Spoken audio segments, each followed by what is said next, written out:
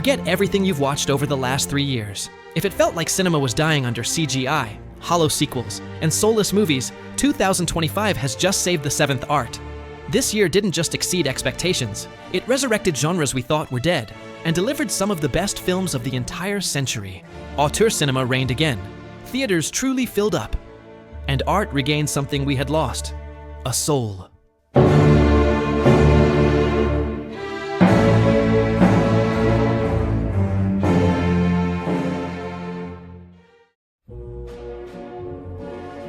"2025 kicks off with a gamble nobody saw coming, turning Ping Pong into an epic odyssey of style and obsession. Josh Safdie gives us a film that feels like time travel to 1950s New York. Here, Timothée Chalamet definitively consecrates himself.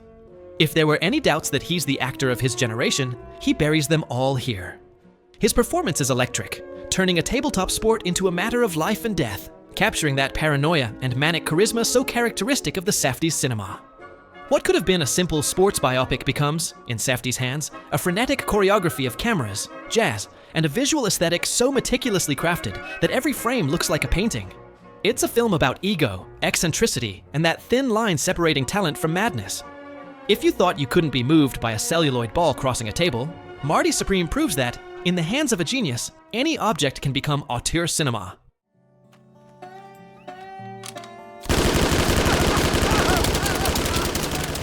Nobody understands how this film has managed to break the all-time record for Oscar nominations, but it did. It's an impossible blend that sounds like a disaster on paper, yet on screen it's pure magic. A gothic western about two gangster brothers, a blues bar lost in time, and vampires. It sounds like a joke, but it's not only good, it was a massive success. The story plays with ambiguity, with the darkness of its characters, literally, and with metaphors we can't tell whether they're the product of genius or sheer delusions of grandeur. Either way, the direction, the score, and the cinematography create an immersive experience that's shockingly effective. And while 16 nominations defy logic by any standard, Sinners is proof that people are tired of Marvel and nostalgia and want something a little further out. A film that could be the gateway for many young viewers into real cinema. There is a film that is an absolute miracle. If you thought 2025 was only going to be about giant budgets, Jafar Panahi is here to slap you back into reality. The Iranian director, persecuted and officially banned from filming in his own country, has done it again.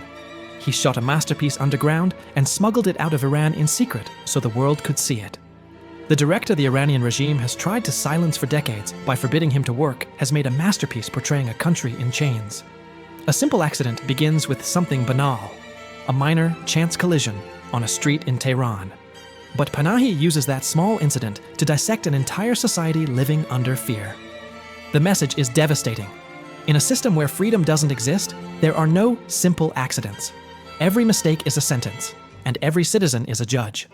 It's a film that reminds us cinema can be the most dangerous weapon against oppression.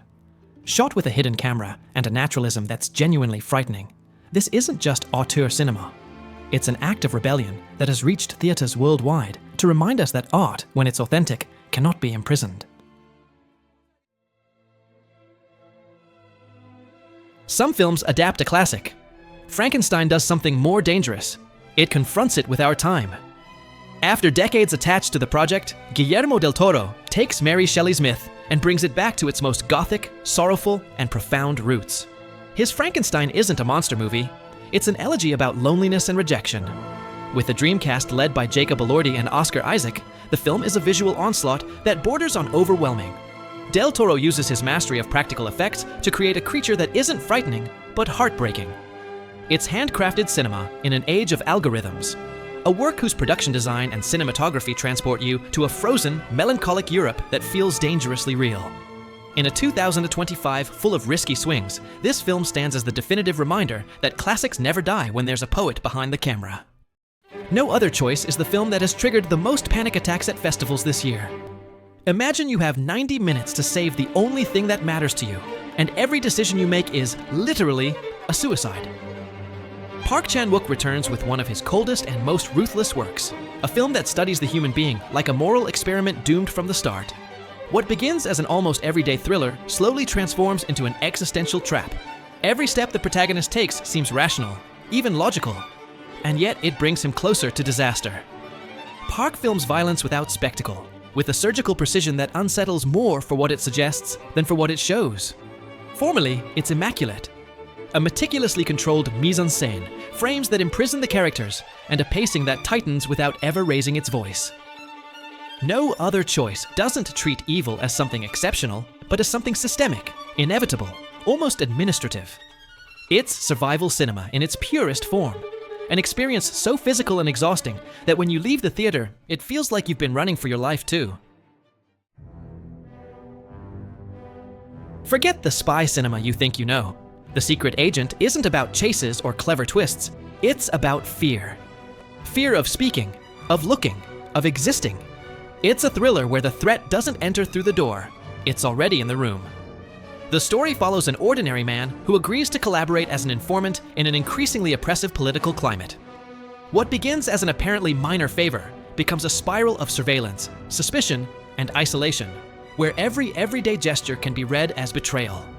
Here, espionage isn't action, it's political paranoia, a slow combustion that burns you from the inside until it finally detonates in the rawest way. It's old-school spy cinema, but directed in a way that makes you feel like you're watching something forbidden. The performance is so restrained, it's terrifying. It reminds us the real danger isn't a ticking bomb, but the silence of the person sitting next to you. Smart, dark cinema, with an ending that will leave you staring at the wall in absolute silence. Some films move you. Sentimental value goes straight through you. In a year of big ideas and bold gestures, this film chooses to look inward and remember something essential. Cinema can also be an act of brutal intimacy. Openly inspired by Ingmar Bergman's legacy, the film explores family bonds as a landscape of emotional ruins. The story revolves around a reunion marked by old wounds, hardened silences, and an inherited affection that's impossible to untangle. There are no villains and no easy redemptions, just people trying to understand each other when it may already be too late. Here, the drama isn't born from what happens, but from what never happened. The words that weren't spoken, love expressed badly, guilt passed down from generation to generation. It's cinema about emotional memory, about how the past keeps breathing inside us, even when we pretend we've moved on. Formally, it's a lesson in restraint and rigor, long takes, stripped bare performances, and a mise-en-scène that fully trusts the viewer. It doesn't manipulate, it doesn't push, it doesn't explain. It observes. And in that observation, there is a truth that hurts. Train Dreams does something beautiful and devastating. It doesn't tell you a life. It lets it pass in front of your eyes. No epic highs, no forced melodrama, no grand speeches. Just time moving forward, unstoppable, carrying away people, landscapes, and certainties.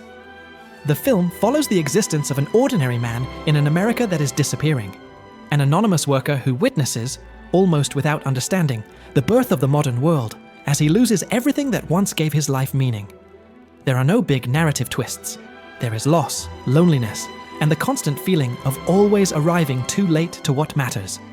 The spirit of Terrence Malick hovers over every shot. Nature isn't scenery, it's destiny. Silence isn't emptiness, it's memory. The camera watches life with a mix of tenderness and cosmic distance, as if every image were a memory on the verge of vanishing. Train Dreams is cinema about the insignificant turned transcendent, deeply existential, spiritual, a film that doesn't try to move you, it stays with you. And when it ends, you realize you've seen something rare and precious, an entire life reduced to images, and yet impossible to forget. Hamnet transcends the concept of tragedy. It inhabits grief without explaining it. Don't expect an academic biography of Shakespeare. Here, the genius is just an absent man, and the true protagonist is Agnes, the woman left behind to bury her child, while the world prepares to see Hamlet be born, the most important work in the history of literature. Inspired by Maggie O'Farrell's sensory prose, the film is an almost physical experience, pure Malick in spirit. You can feel the smell of medicinal herbs, the cold of stone in Stratford, and above all, the weight of a void that has no name. Zhao films the death of a child not as a dramatic event, but as a shift in the atmosphere, as if the sun had stopped warming the world. It's a work that explores how humanity's greatest art was born from its most intimate, devastating tragedy. Formally, it's extraordinarily delicate. Every shot feels suspended in time, as if the film were afraid of breaking something fragile. It doesn't chase easy tears, it chases truth. And it finds it. With a Jessie Buckley performance that borders on the supernatural, Hamnet understands that the real drama isn't what is lost, but what remains. Guilt, love expressed badly, and the emotional distance between people who suffer the same thing in irreconcilable ways. We reach not only the peak of the year, but of the entire decade. One battle after another is a miracle of authenticity.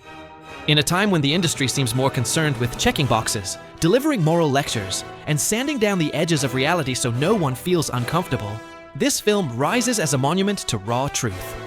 It's a movie that doesn't ask permission to be brutal, that doesn't try to educate you or redesign the world according to fashionable dogmas. It is simply cinema in its purest, wildest state. The story throws us into the mud and blood of a conflict that feels eternal, but it does so through a lens that refuses glorification. We follow a doomed battalion on a mission nobody understands, where every supposed victory is only the prelude to a more bitter defeat. The film reads radical ideologies as excuses to channel hatred into an invented, endless war. Formally, it's historic. The camera moves with surgical precision, the silences weigh as much as the dialogue, and the editing builds a constant tension that never needs to explode. There are no scenes to remember. The whole film is memory being built. Though the church scene and the chase have already carved their place into cinema history. The ending is an extremely risky stroke of genius, with an ambiguity that will fuel decades of debates between soulless ideologies. I see two possible readings. Either the film is an ode to terrorism and to continuing to fight for radical movements, or it's a raw indictment of movements that exist as channels for a hatred that can't fit inside the body. I think it's clear. Tell me in the comments what you think. If 2025 proves anything, it's that cinema isn't dead. It was only waiting for audiences to stop staring at their own navels for a second. If you truly love cinema, subscribe, hit like, and comment your list. Here we don't talk about movies. We talk about what movies do to the soul.